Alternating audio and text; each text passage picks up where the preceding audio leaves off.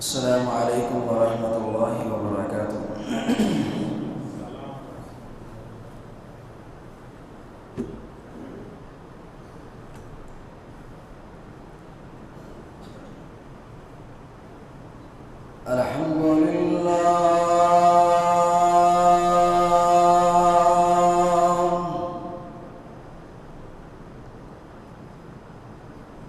الحمد لله نحمده ونستعينه ونستغفره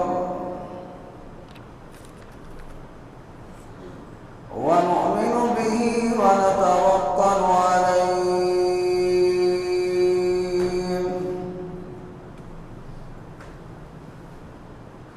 ونعوذ بالله من شرور أنفسنا ومن سيئات أعمالنا. من يهده الله فلا مضل له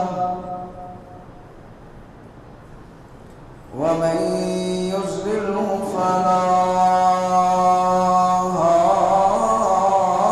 هادي له. وأشهد أن لا إله إلا الله وحده لا شريك له. وأشهد أن محمدا عبده ورسوله. اللهم صل على محمد وعلى آل محمد كما صليت على إبراهيم وعلى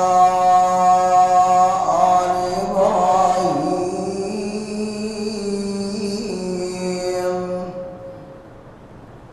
إنك حميد مجيد.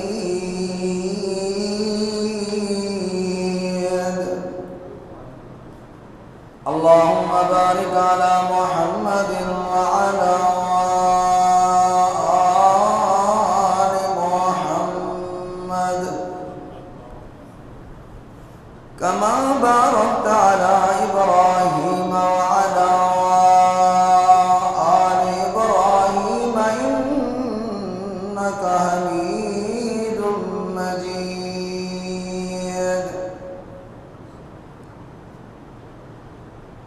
أما بعد فإن خير الحديث كتاب الله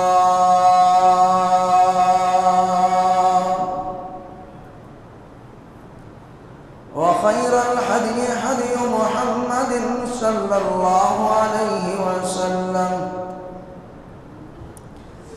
وشر الأمور محدثاتها وكل محدثة بدعة وكل بدعة ضلالة وكل ضلالة في النار.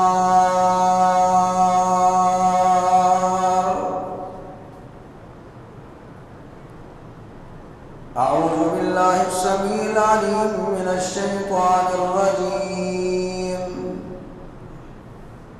بسم الله الرحمن الرحيم.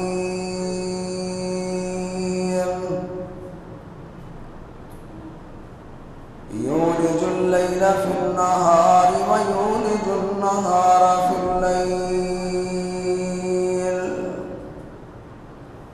وسخر الشمس والقمر كل يجري لأجل مسمى. ذلكم الله ربكم له الملك والذين تدعون من دونه ما يملكون من قطمير.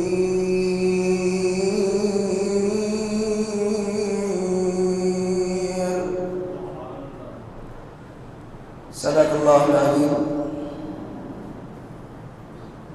ہر قسم کی حمد و ثنا، کبریائی، بڑائی، تنہائی، یکتائی، شہنشاہی، بادشاہی،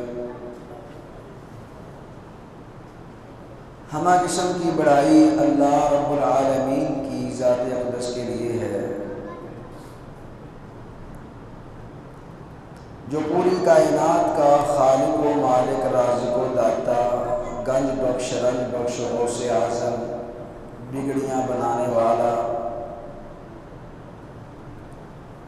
ہر ایک کی پکار کو، ہر ایک کی مراد کو سننے والا، پورا کرنے والا ہے۔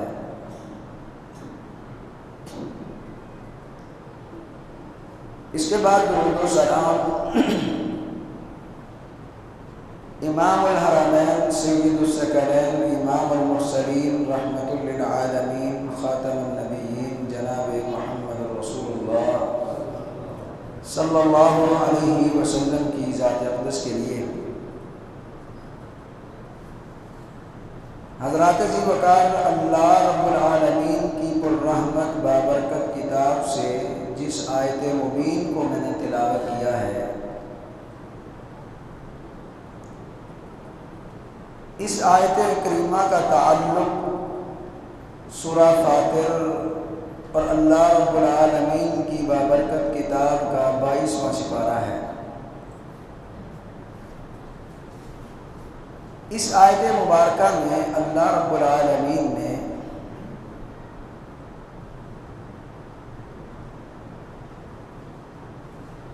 اپنی قدرت کے کچھ مناظر بیان فرمائے ہیں۔ فرمایا یولج اللیل فی النہار و یولج النہار فی اللیل، دنیا جہاں کے رہنے والوں،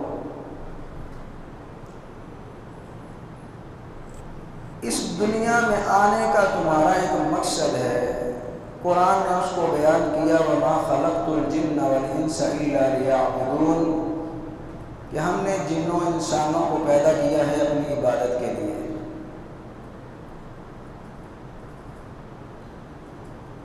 اب انسان کی یہ ذمہ داری ہے کہ جب بھی وہ اپنی پیشانی کو جھکائے تو ایک الہ کے سامنے، رب العالمین کے سامنے جھکائے۔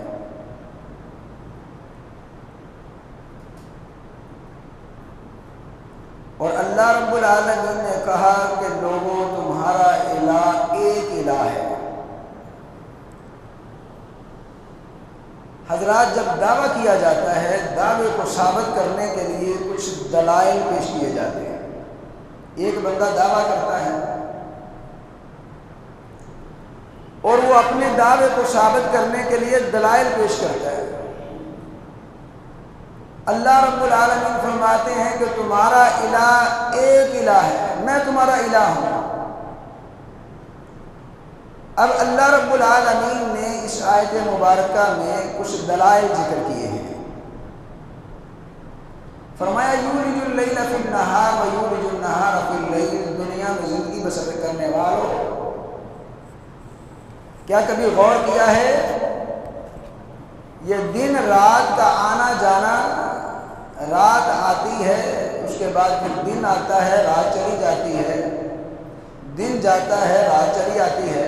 کیا کبھی غور کیا ہے کون ہے یہ نظام چلانے والا؟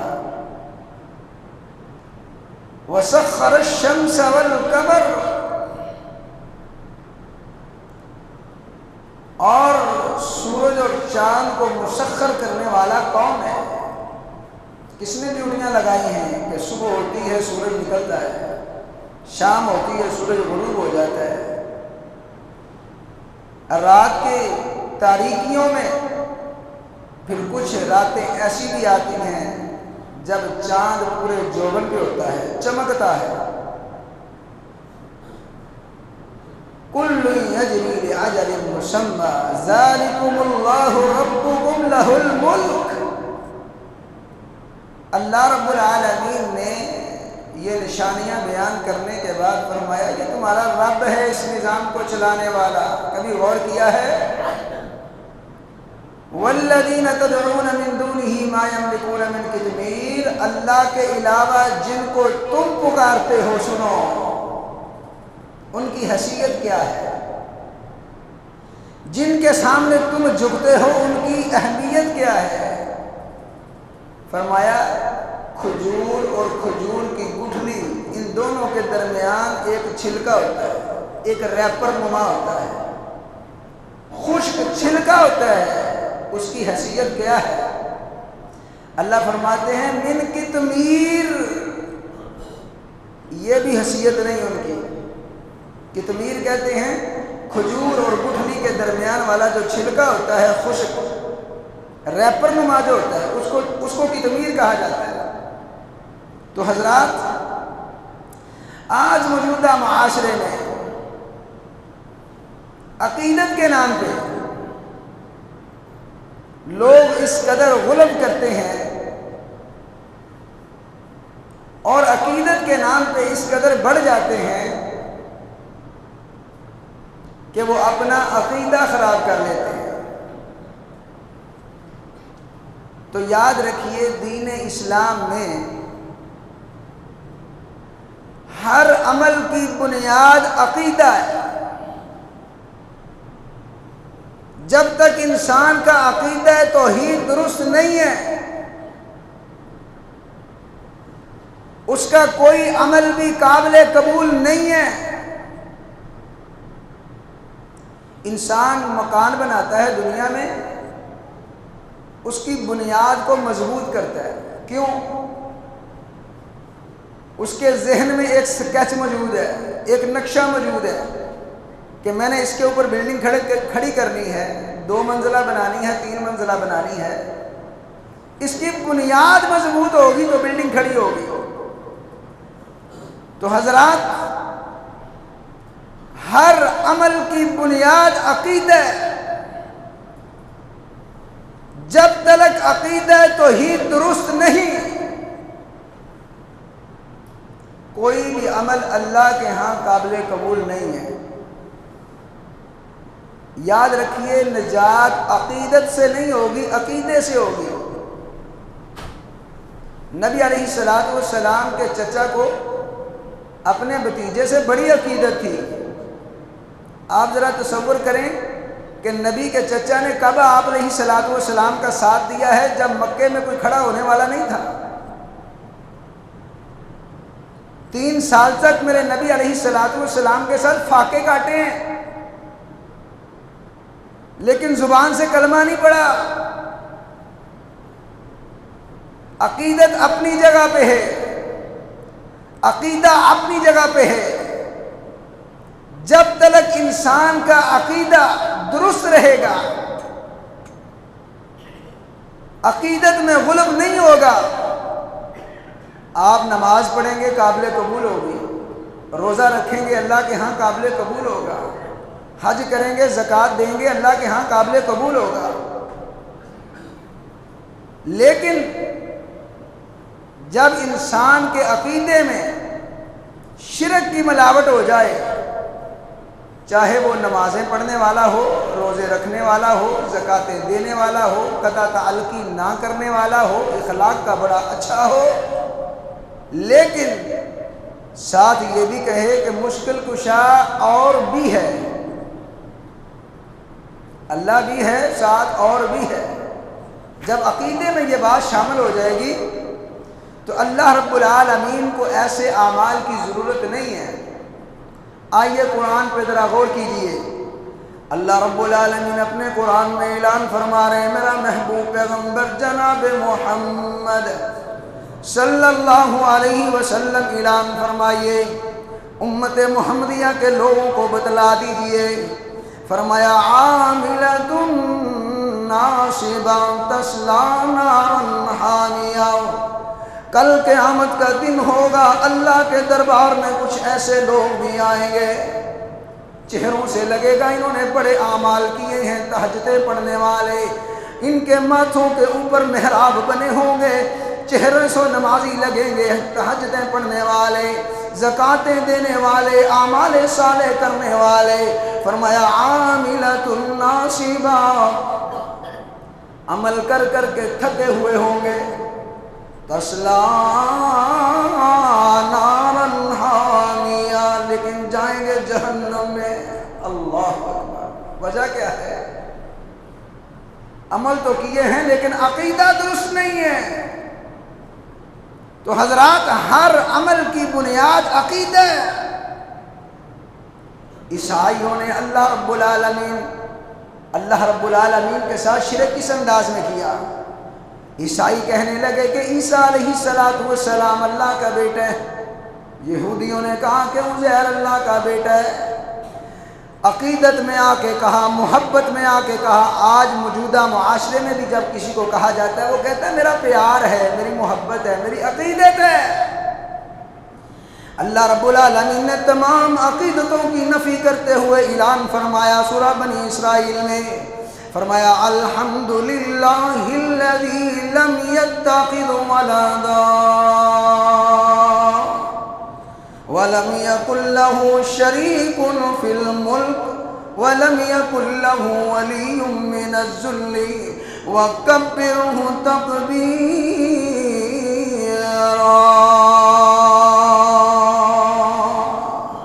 اللہ فرماتے ہیں میرا محبوب پیغمبر اعلان فرمائیے الحمدللہ الذی لم یتخذ ولدا، تمام تعریفیں اس اللہ کے لیے ہیں، اس رب العالمین کے لیے ہیں، لم یتخذ ولدا، جس کی کوئی اولاد نہیں ہے، ولم یکن لہ شریک فی الملک، اس کی بادشاہت کے اندر کوئی شریک نہیں ہے، وَلَمْ يَكُنْ لَهُ وَلِيٌّ مِّنَ الذُّلِّ، دنیا کے اندر اگر کوئی بڑا ہے اس کو اپنا نظام چلانے کے لیے اپنے حمایتیوں کی ضرورت ہے، وزیروں مشیروں کی ضرورت ہے، لیکن اللہ ان چیزوں کا محتاج نہیں ہے۔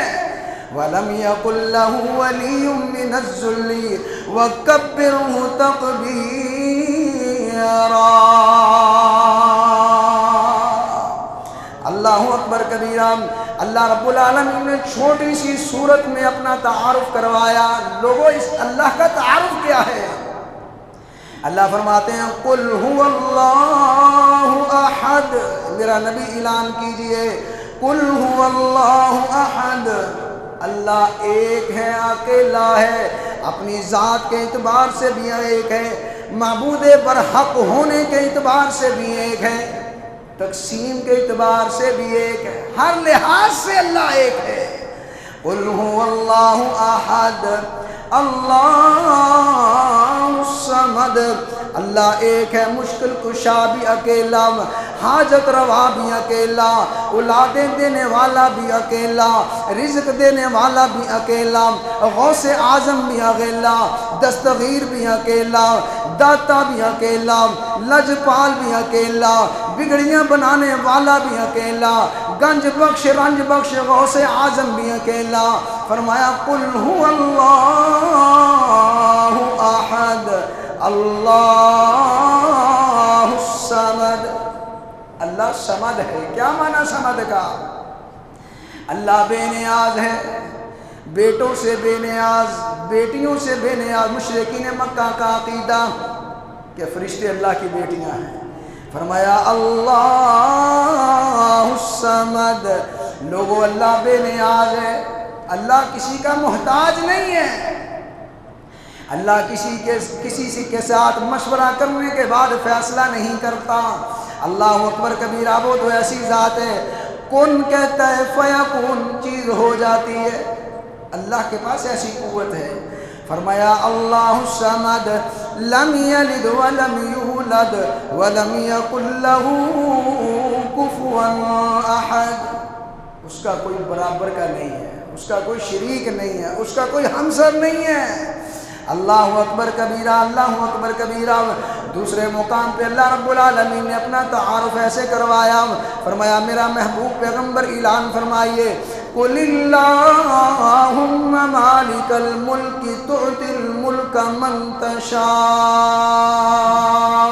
وَتُعِزُّ مَنْ تَشَاءُ وَتُذِلُّ مَنْ تَشَاءُ بِيَدِكَ الْخَيْرُ إِنَّكَ عَلَى كُلِّ شَيْءٍ قَدِيرٌ۔ اللہ رب العالمین فرماتے ہیں میرا محبوب پیغمبر اعلان کر دیجئے قُلِ اللَّهُمَّ مَالِكَ الْمُلْكِ، بادشاہ وہ اکیلا ہے، جسے چاہتا ہے زمین میں اختیار دیتا ہے، بادشاہ بنا دیتا ہے۔ تؤتی الملک من تشاء وتنزع الملک ممن تشاء، جس سے چاہتا ہے بادشاہت چھین لیتا ہے۔ تؤتی الملک من تشاء وتعز من تشاء وتذل من تشاء، جسے چاہتا ہے اس دنیا میں عزتیں عطا کرتا ہے، جسے چاہتا ہے اس دنیا میں ذلیل کر دیتا ہے۔ اللہ اکبر کبیرہ، اللہ اکبر کبیرہ۔ اگلی آیت میں اللہ رب العالمین نے اس انداز میں اپنا تعارف بیان فرمایا تولج اللیل فی النہار وتولج النہار فی اللیل وتخرج الحی من المیت وتخرج المیت من الحی۔ اس مقام پہ بھی فرمایا کہ لوگوں، دن رات کے نظام کو چلانے والا اللہ ہے۔ ساتھ یہ بھی فرمایا وَتُخْرِجُ الْحَيَّ مِنَ الْمَيِّتِ وَتُخْرِجُ الْمَيِّتَ مِنَ الْحَيِّ، زندہ کو مردہ سے نکالتا ہے، مردہ کو زندہ سے نکالتا ہے۔ کیا معنی؟ آپ نے کبھی مرغی پر غور کیا ہے؟ مرغی زندہ ہے، جب یہ انڈا دیتی ہے تو وہ کیا ہے؟ مردہ ہے۔ پھر اسی انڈے سے اللہ رب العالمین نے زندہ کو پیدا کیا ہے۔ چند دن آپ مرغی کے نیچے اس انڈے کو رکھتے ہیں، اس مردہ انڈے سے ایک زندہ چوزا نکلتا ہے۔ کبھی غور کیا؟ یہ جو زردی ہوتی ہے انڈے کے اندر، اس زردی کو اللہ نے اس چوزے کی خوراک بنا دیا۔ جو اس انڈے کی سفیدی ہے، اس سفیدی سے اللہ نے چوزا تیار کیا ہے، اس کی آنکھیں تیار کی ہیں، پانی پہ نقشہ بنایا ہے کوئی ایسا مصور جو پانی سے نقشہ بنا کے دکھائے؟ اللہ رب العالمین فرماتے ہیں وَتُخْرِجُ الْحَيَّ مِنَ الْمَيِّتِ، پہچانو مجھے میں کون ہوں، کہ زندہ سے مردہ کو پیدا کرتا ہوں، مردہ سے زندہ کو پیدا کرتا ہوں۔ پھر جب وقت پورا ہو جاتا ہے، اللہ کہتے ہیں چوزے باہر آ جا۔ اللہ کوئی کھڑکی نہیں ہے، روشن دان نہیں ہے، دروازہ نہیں ہے، آؤں کیسے؟ اللہ فرماتے ہیں تجھے ایک چھوٹی سی میں نے ہتھیار دے دیا ہے، چھری چونچ دی ہے، اس چونچ کو ذرا مار، اس چھلکے کو، وہ اندر سے چھلکے کو ٹچ کرتا ہے، چوزا باہر آ جاتا ہے۔ اب جب باہر آیا، ماں کا اس کے ساتھ تعلق بنا۔ جب یہ اپنے دشمن کو دیکھتا ہے، بلی کو دیکھتا ہے، فوراً بھاگتا ہوا ماں کے پروں میں چلا جاتا ہے۔ حضرات کبھی غور کیا اس کو کس نے بتایا کہ یہ تیرا دشمن ہے، یہ تیرا سجن ہے؟ کس نے بتایا؟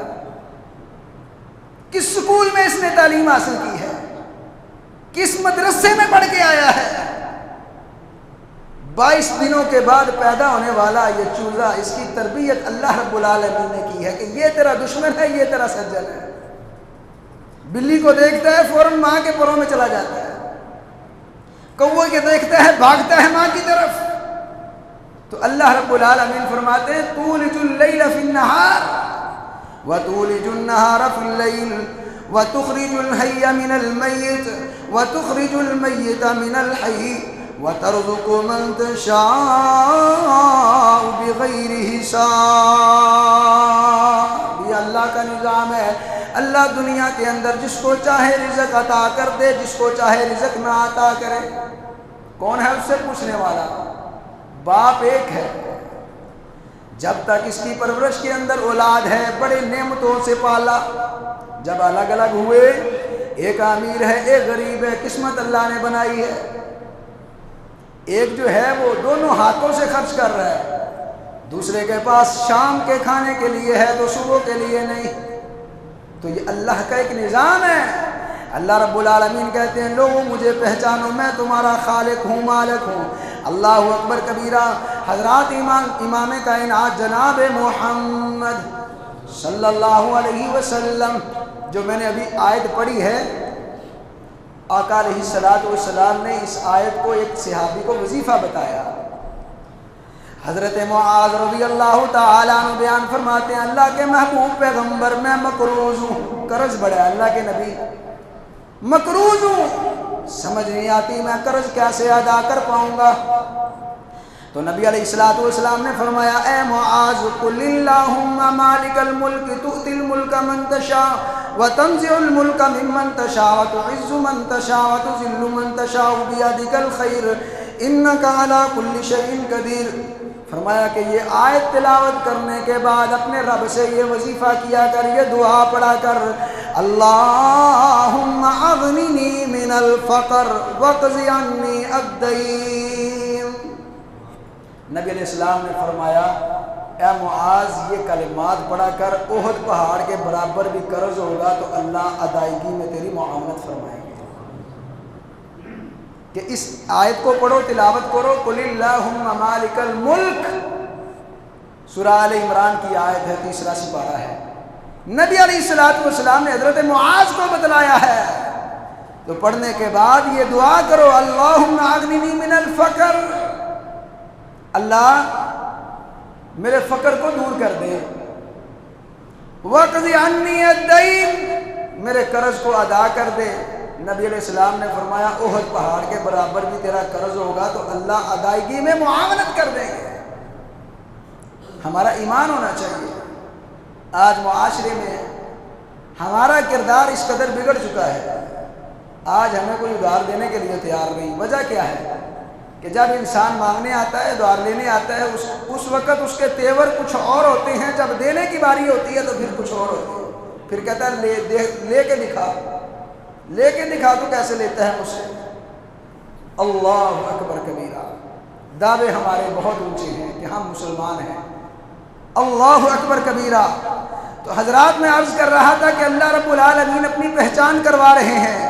اللہ رب العالمین نے دوسرے مقام پہ فرمایا لوگوں میری پہچان کیا ہے، اللہ الذی جعل لکم الارض قرارا والسماء بناء وصورکم فاحسن صورکم۔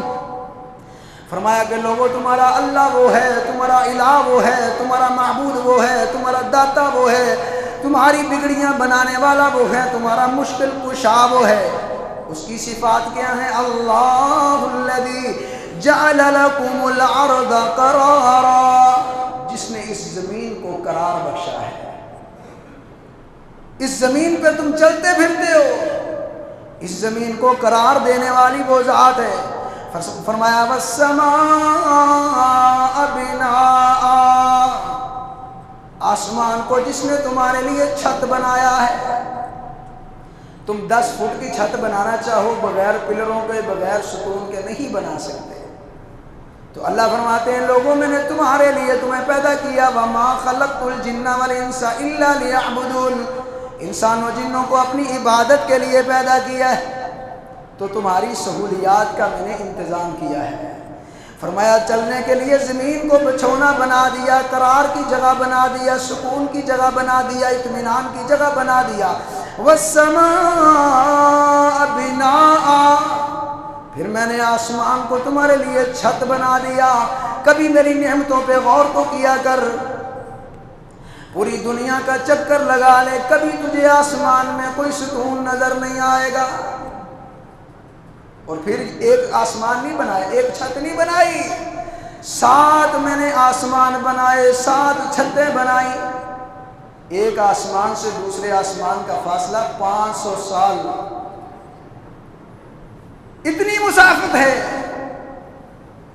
تو اللہ رب العالمین اپنا تعارف کروا رہے ہیں لوگوں مجھے پہچانو۔ تو اغیار ایسا لاچار ہے جس کی لوگ عبادت کرتے ہیں، جس کو پوجتے ہیں۔ اللہ فرماتے ہیں والذین اتخذوا من دونہ اولیاء، اللہ کو چھوڑ کر غیروں کے در پہ جانے والے، اللہ کے دروازے کو چھوڑ کر در در کی ٹھوکریں کھانے والے۔ ذرا ہمیں یہ بھی تو بتلا، لا یخلقون شیئا، اللہ کے علاوہ جن کی تو عبادت کرتا ہے، جن کے سامنے تو سجدہ ریز ہوتا ہے، جن کے سامنے تو سجدے کرتا ہے، فرمایا لا یخلقون شیئا، کیا انہوں نے بھی کوئی چیز پیدا کی ہے؟ ہمیں بتلانا۔ اگر ان کی عبادت کرتا ہے دلیل تو ہونی چاہیے نا۔ جب اللہ نے یہ دعویٰ کیا هو اللہ الذی لا الہ الا هو، لوگوں تمہارا الہ ایک الہ ہے، وہ کون ہے؟ قل هو اللہ احد، اکیلا ہے۔ تو اللہ نے پھر اس دعوے کو ثابت کرنے کے لیے دلائل دیے۔ لوگوں، میں نے آسمان بنایا، میں نے زمین بنائی، میں نے درخت بنائے، میں نے ہوائیں بنائی، رات اور دن کا میں نے نظام بنایا، سورج اور چاند بنائے، ساری نعمتوں کا اللہ نے تذکرہ کیا۔ جب میں الہ ہوں تو میں نے یہ بنایا، تو مجھے چھوڑ کے دوسروں کی طرف جاتا ہے؟ تو یہ بتلا لا یخلقون شیئا، کیا انہوں نے بھی کسی چیز کو پیدا کیا ہے؟ بلکہ دوسرے مقام پہ اللہ فرماتے ہیں ارونی ماذا خلقوا من الارض، دکھاؤ ذرا زمین میں انہوں نے کیا بنایا ہے، انہوں نے کیا بنایا ہے۔ اللہ اکبر کبیرہ۔ اللہ رب العالمین کے انعامات تو اس قدر بے شمار ہیں۔ پنجابی میں ترجمہ کرنے والے نے بڑے پیارے انداز میں ترجمہ کیا ہے، تو پنجابی کے اندر اس کے اشعار کو میں پڑھتا ہوں۔ کہنے والے نے کہا، نال قدرتاں نرم انگوریانو، سمجھانا ہوئے چاہتا ہے کہ جدوں زمیندار زمین بیج سٹ دے، زمین کو پٹھا ڈگ دے، کو سیدھا ڈگ دے، لیکن زمین دے اندروں جدوں وہ دانا باہر نکلتا ہے، کومپل نکل دی ہے، نرم انگوری نکل دی ہے سخت زمین وچوں، نال قدرتاں نرم انگوریانو، سخت زمین چوں باہر لے آن والا، پھر تنا تے ٹہنیاں کر پیدا، پتر چھاں دے لئی لگان والا، ہر ایک رخ نو ویکھ لو غور کر کے، وکھو وکھرے پھل لگان والا، اس کم دا چج نہیں جے کسے نو جگ اندر، اینو جاندا جے کلا آسمان والا، سارا رخ بنانا تے بڑی گل ہے، کوئی ایک پتھر نہیں جے بنا سکدا، پتھر جے ٹہنی نالوں ٹوٹ جاوے، پورا جہان مل کے نہیں جے لا سکدا۔ اللہ رب العالمین اپنا تعارف کروا رہے ہیں، فرمایا یولج اللیل فی النہار ویولج النہار فی اللیل وسخر الشمس والقمر کل یجری لعجل مسمی ذالکم اللہ ربکم فتبارک اللہ رب العالمین۔ اللہ رب العالمین انسان کو سمجھا رہے ہیں، اے انسان میں نے تجھے پیدا کیا ہے، جب بنانے والا میں ہوں، خالق میں ہوں، رازق میں ہوں، داتا میں ہوں، پھر غیروں کے سامنے کیوں جاتا ہے؟ تو اللہ رب العالمین نے انسان کے ساتھ اتنا پیار و محبت ہے، فرمایا خلقتہ بیدی، میں نے اس انسان کو اپنے ہاتھ سے پیدا کیا ہے، ہاتھ سے بنایا ہے۔ پھر اللہ نے اس کی تخلیق کا تذکرہ کیا۔ اللہ رب العالمین فرماتے ہیں هو اللہ الذی خلقکم من تراب ثم من نطفة ثم من علقة ثم من مضغة مخلقة وغیر مخلقة۔ اللہ اکبر کبیرہ۔ اللہ رب العالمین نے انسان کی تخلیق کا تذکرہ کیا کہ میں نے اس کو مٹی سے بنایا، نطفہ بنایا، پھر لوتھڑا بنایا، پھر ہڈیوں کا ڈھانچہ بنایا۔ ایک وقت آیا کہ اللہ رب العالمین نے ایک انسان کی صورت میں اس کو زمین پر پیدا کیا ہے، اتنے مراحل طے کر کے آیا ہے۔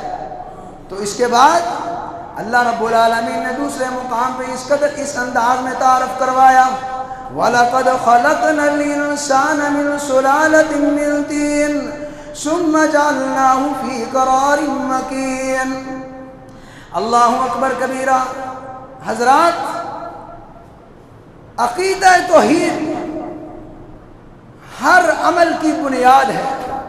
اللہ رب العالمین نے اس قدر قرآن میں دلائل پیش کیے ہیں، بیان کیے ہیں۔ اس کی وجہ اور سبب کیا ہے؟ کہ لوگوں کو پتہ چل جائے سب سے پہلا مسئلہ عقیدہ توحید کا ہے۔ جب تک انسان کا عقیدہ توحید درست نہیں ہوگا، اعمال کی قبولیت اللہ کے ہاں نہیں ہوگی۔ ہر نبی کی دعوت جو ہے وہ سب سے پہلا عمل ہر نبی کی دعوت کا توحید والا ہے۔ اللہ رب العالمین نے قرآن میں نوح علیہ السلام کا تذکرہ فرمایا۔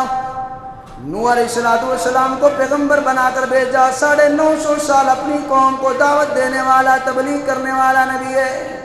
تو سب سے پہلے آ کر کیا کہا؟ لَقَدْ أَرْسَلْنَا نُوحًا إِلَىٰ قَوْمِهِ فَقَالَ يَا قَوْمِ اعْبُدُوا اللَّهَ۔ نوح علیہ السلام کی دعوت کیا ہے؟ میری قوم کے لوگوں، اللہ کے علاوہ کوئی معبود نہیں ہے، اللہ کے علاوہ کوئی حاجت روا نہیں ہے۔ اللہ اکبر کبیرہ۔ اس کے بعد اللہ رب العالمین نے دوسرے انبیاء کا تذکرہ کیا، وَإِلَىٰ عَادٍ أَخَاهُمْ هُودًا۔ ہود علیہ السلام نے آ کر کیا دعوت دی ہے؟ قَالَ يَا قَوْمِ اعْبُدُوا اللَّهَ مَا لَكُم مِّنْ إِلَٰهٍ غَيْرُهُ۔ صالح علیہ السلام کا تذکرہ فرمایا وَإِلَىٰ ثَمُودَ أَخَاهُمْ صَالِحًا قَالَ يَا قَوْمِ اعْبُدُوا اللَّهَ مَا لَكُم مِّنْ إِلَٰهٍ غَيْرُهُ۔ صالح علیہ السلام نے بھی آ کر یہی کہا، میری قوم کے لوگوں، اللہ کے علاوہ کوئی الہ نہیں ہے۔ اللہ اکبر کبیرہ۔ شعیب علیہ السلام کا تذکرہ اللہ نے قرآن میں کیا، فرمایا وَإِلَىٰ مَدْيَنَ أَخَاهُمْ شُعَيْبًا قَالَ يَا قَوْمِ اعْبُدُوا اللَّهَ مَا لَكُم مِّنْ إِلَٰهٍ غَيْرُهُ، کہ اللہ کے علاوہ کسی کی عبادت نہیں کرنی، شرک نہیں کرنا، اللہ کے علاوہ کسی کے سامنے جھکنا نہیں ہے۔ حضرات، یہ شرک اللہ کو اس قدر ناپسند ہے، اللہ نے قرآن میں بالکل واضح اعلان فرمایا کہ مشرک بندے کو میں نے معاف نہیں کرنا۔ اللہ رب العالمین نے 18 نبیوں کا تذکرہ کیا ہے قرآن میں، نام لیے ہیں، وَتِلْكَ حُجَّتُنَا آتَيْنَاهَا إِبْرَاهِيمَ۔ 18 نبیوں کا تذکرہ کرنے کے بعد فرمایا وَلَوْ أَشْرَكُوا لَحَبِطَ عَنْهُمْ۔ معاشرے میں انبیاء کی وہ جماعت ہے جن کا مقام و مرتبہ اس کائنات میں سب سے بلند ہے، سب سے اعلیٰ ہے، سب سے عرفہ ہے۔ اس جماعت کے بارے میں سوچنا تو دور کی بات ہے، تصور بھی نہیں کیا جا سکتا کہ انبیاء شرک کریں گے۔ تو اللہ نے 18 نبیوں کا ذکر کرنے کے بعد کہا وَلَوْ أَشْرَكُوا لَحَبِطَ عَنْهُمْ مَا كَانُوا يَعْمَلُونَ۔ اے میرے نبیوں کی جماعت، اگر تم نے شرک کیا تو تمہارے عمل بھی باطل ہو جائیں گے۔ سمجھانے کے لیے، جس طرح نبی علیہ السلام کے پاس ایک کیس آیا، اللہ کے پاک پیغمبر، اس عورت نے چوری کی ہے، آپ نے فرمایا ہاتھ کٹے گا۔ صحابہ نے کہا حضرت زید یا حضرت اسامہ رضی اللہ تعالیٰ عنہ کو بھیجا کہ سفارش کر دیں کہ اس کے ساتھ ذرا نرمی والا معاملہ کیا جائے۔ تو آپ علیہ السلام نے فرمایا اگر میری بیٹی فاطمہ بھی چوری کرتی، چوری کی نہیں ہے، سمجھانے کے لیے، اگر میری بیٹی فاطمہ بھی چوری کرتی میں اس کا بھی ہاتھ کاٹتا۔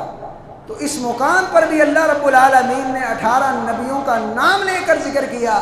اس کے بعد کہا وَلَوْ أَشْرَكُوا لَحَبِطَ عَنْهُمْ مَا كَانُوا يَعْمَلُونَ۔ اگر میرے نبی بھی شرک کرتے تو میں ان کے عملوں کو بھی ضائع کر دیتا۔ حضرات، آج کے موجودہ دور میں عقیدت کے نام پہ لوگ جناب جھک رہے ہیں، سجدے کر رہے ہیں۔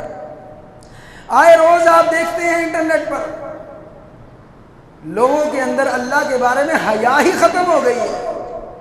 بڑے بڑے جبوں اور کبوں والے جب اپنی باری آتی ہے پھر وہ بھی کہتے ہیں جی ہم مجبور ہیں، کی کریے برادری ہے، اسی نہیں بول سکتے۔ وہ اللہ کے لیے غیرت پیدا کرو۔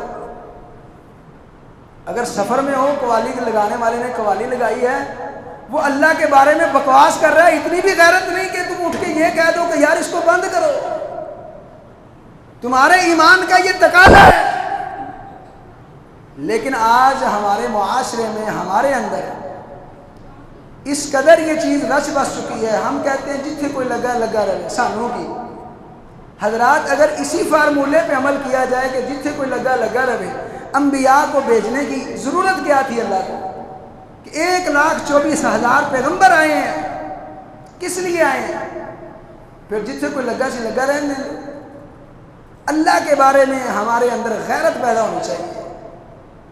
یہاں پہ معاشرے میں کوئی ولی کا مقام اٹھا کے اللہ کے برابر کر رہا ہے، کوئی نبی کو اللہ کے برابر لے کے جا رہا ہے، کوئی اللہ کے ساتھ شریک بنا رہا ہے۔ ہماری غیرت اس قدر خاموش ہے کہ ہم اس کو کہنا بھی گوارا نہیں کرتے، یار یہ آکھے گا وہابی ہے، ایک ہی سمجھے گا۔ اللہ کے بارے میں، اپنے باپ کے بارے میں، اپنی ماں کے بارے میں ہمارے اندر بڑی غیرت ہے۔ ہم نہیں دیکھتے، ہم بول پڑتے ہیں، مجمع ہو جو مرضی ہو، ہم کہتے ہیں ہمارے باپ کو گالی دی ہے اس نے یہ کہا ہے۔ اللہ کے بارے میں کوئی غیرت نہیں۔ اللہ اکبر کبیرہ۔ حضرات امام کائنات جناب محمد رسول اللہ صلی اللہ علیہ وسلم کا صحابی ہے قیس بن سعد رضی اللہ تعالی عنہ، کوفہ سے آئے، آ کر امام کائنات کو کہنے لگے اللہ کے نبی میرا دل کرتے آپ کو سجدہ کروں۔ آپ نے پوچھا قیس یہ تیرے دل میں خواہش کیسے پیدا ہوئی؟ کہنے لگے اللہ کے پاک پیغمبر میں نے کوفہ سے آیا ہوں، وہاں کے لوگوں کو میں نے دیکھا ہے کہ اپنے سرداروں کی توقیر کرتے ہیں، عزت کرتے ہیں، اس انداز میں سجدے کرتے ہیں۔ تو نبی علیہ السلام نے فرمایا قیس انسان کو سجدہ کرنا حرام ہے، اگر سجدہ جائز ہوتا تو میں بیوی کو حکم دیتا کہ اپنے خامد کو سجدہ کرے، لیکن سجدہ حرام ہے۔ آج معاشرے کے اندر لوگ کہتے ہیں جی جھک کے ادب کے طور پہ ہم اپنا جھک کے سلام پیش کرتے ہیں۔ سنیے نبی علیہ السلام کی حدیث۔ سلیمان فارسی رضی اللہ تعالی عنہ فارس کا رہنے والا ہے، آقا علیہ السلام کے پاس آئے، جھک کے سلام کیا، فرمایا سلیمان یہ کیا ہے؟ اللہ کے پاک پیغمبر ہمارے علاقے میں لوگ اس طرح ادب کرتے ہیں، اس انداز میں اگلے بندے کی توقیر کرتے ہیں، آپ ہمارے سید ہیں، آپ ہمارے سردار ہیں، میرا دل چاہتا ہے کہ میں بھی آپ کی توقیر اس انداز میں کروں۔